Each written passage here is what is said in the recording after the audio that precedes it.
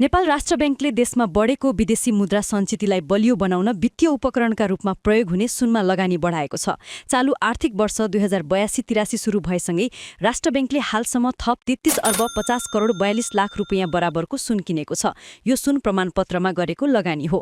राष्ट्र बैंकले सार्वजनिक गरेको चालु आवकको कार्तिक मसान्तसम्मको अस्थायी वित्तीय विवरण अनुसार सुन चाँदीसँग सम्बन्धित सम्पत्तिमा राम्रै लगानी गरेको देखिन्छ।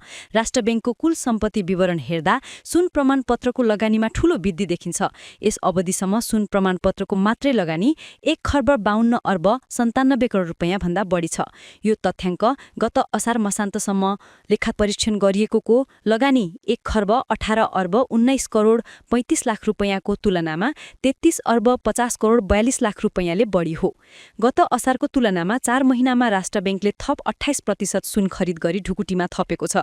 त्यस्तै गत आव 2081-82 को तुलनामा 75.20% ले बढी हो।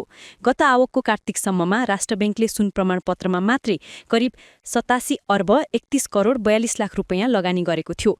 यस अनुरूप एक वर्षको अन्तरमा थप 65 अर्ब 65 करोड 59 लाख रुपियाँ बराबरको सुन किनेको राष्ट्र बैंकले बताएको छ।